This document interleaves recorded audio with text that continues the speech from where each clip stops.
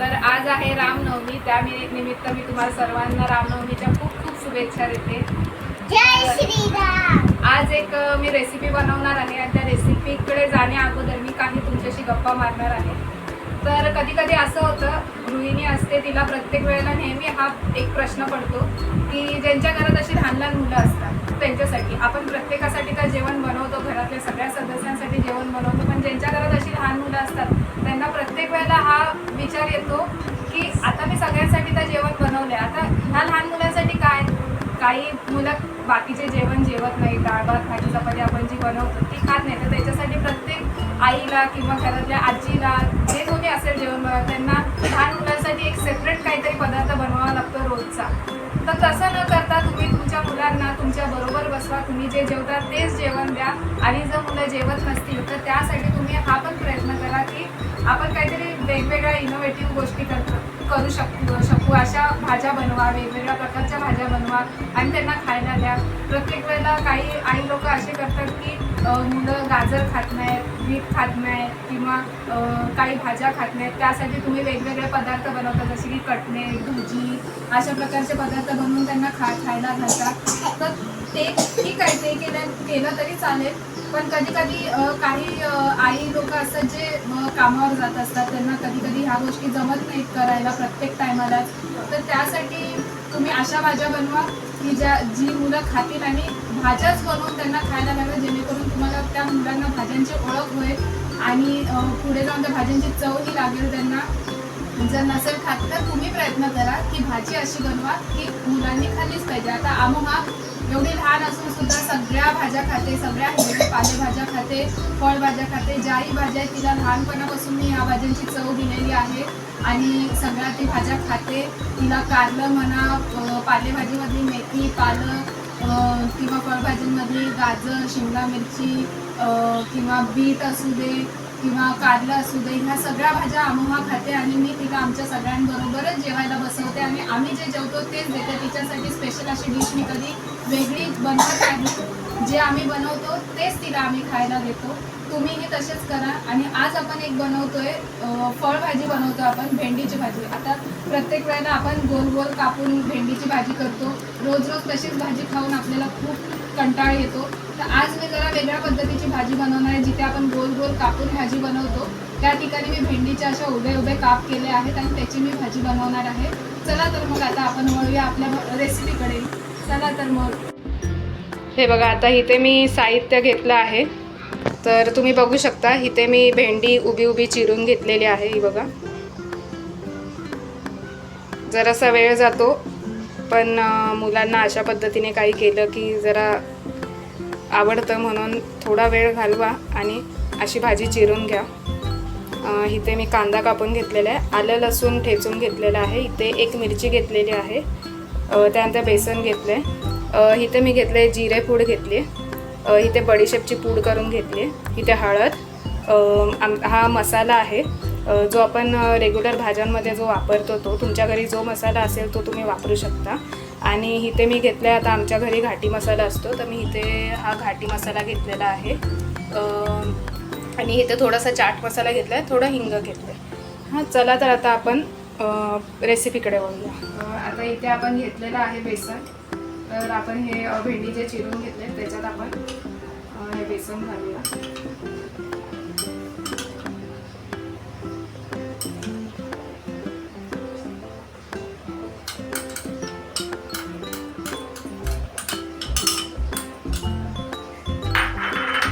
आपण ह्याच्यात हे मसाले घालतो. तर हे मी जिऱ्याची पूड करून घेतली, ती घालते आधी. त्यानंतर इथे जो मी चाट मसाला घेतलाय तो घालते. त्यानंतर ही बडीशेपची मी पूड करून घेतलेली आहे ती घालून घेते. त्यानंतर हळद आणि मग मसाला. आता हे जे हिंग आपण घेतले ते आपल्याला फोडणीमध्ये घालायचं आहे, त्याच्यामुळे मी आता हे इथे नाही घालून घेतलं. आता हे सगळं आपण टाकलेलं आहे ते थोडंसं मी मिक्स करते. जर जास्त कोरडं वाटत असेल तुम्हाला तर तुम्ही एक पाण्याचा शिंतोडा देऊन मिक्स करू शकता. चला तर आता आपण हे मिक्स करून घेऊया.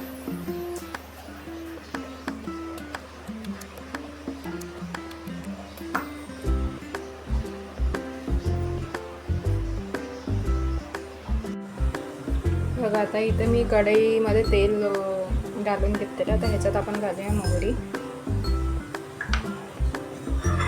आणि जे हे आपण हिंग घेतलं होतं ते घालून घेऊया.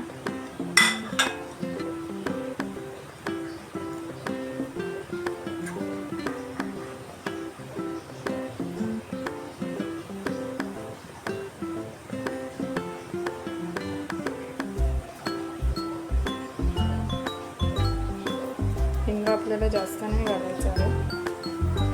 त्यानंतर आपण हे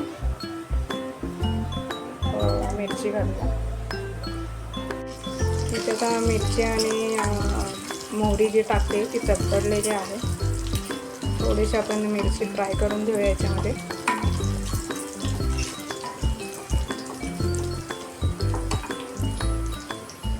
मग आपण ह्याच्यात घालूया हे जे आपण आलं लसूण जे ठेचून घेतलं होतं.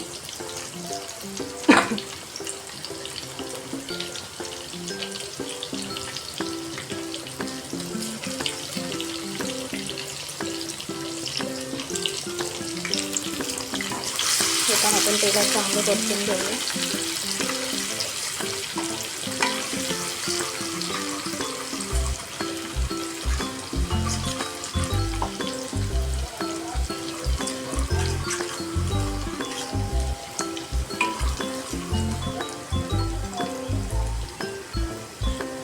थोडं परतून झालं. ह्याच्यात आपण कांदा घालूया.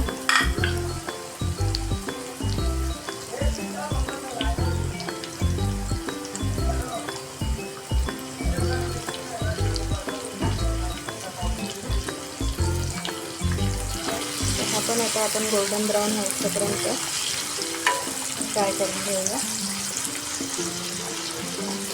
एक टिप सांगते की हा जो कांदा घातलेला आहे तो जरा लवकर फ्राय होण्यासाठी आपण त्यात थोडंसं चिमूटभर मीठ टाकलं ना तो लवकर मऊ होतो आणि लवकर फ्राय होतो. आपला टाईम वाचतो याच्यामध्ये.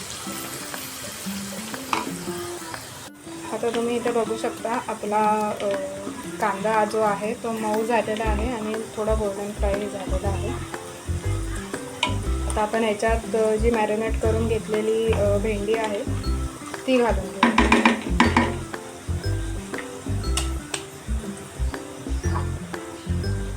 इथे बघू शकता तुम्ही मी ही मॅरिनेट करून घेतलेली भेंडी आता ह्याच्यामध्ये घालते. जरा ह्याच्यामध्ये तेलाचं प्रमाण जरा बऱ्यापैकी जास्त ठेवायचं आहे कारण भेंडी जर तेलामध्ये फ्राय झाली की कुरकुरीतही होते आणि जरा चवीलाही चांगली लागते. त्याच्यामुळे आता मी हे घालून घेते.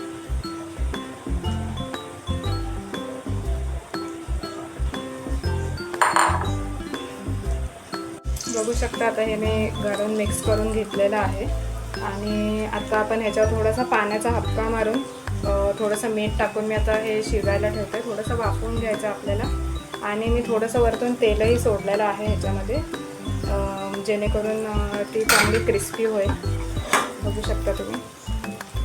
आता आपल्याला ही सारखे हलवायची नाही आहे कारण मग जास्त हलवलं तर ह्याला तार सुटू शकते. तर त्याच्यामुळे आता आपण ह्याच्यात मीठ टाकून घेऊया. बघूया आपण भेंडीची भाजी आपली रेडी झाली की नाही. तर हे बघू शकता तुम्ही बऱ्यापैकी आपली भेंडी फ्राय झालेली आहे. शिजतही आलेली आहे. आता फक्त आपण एक 2-3 मिनटं आपण थोडा वेळ वाफवून घेऊया आणि मग खाण्यासाठी रेडी आहे भेंडीची भाजी.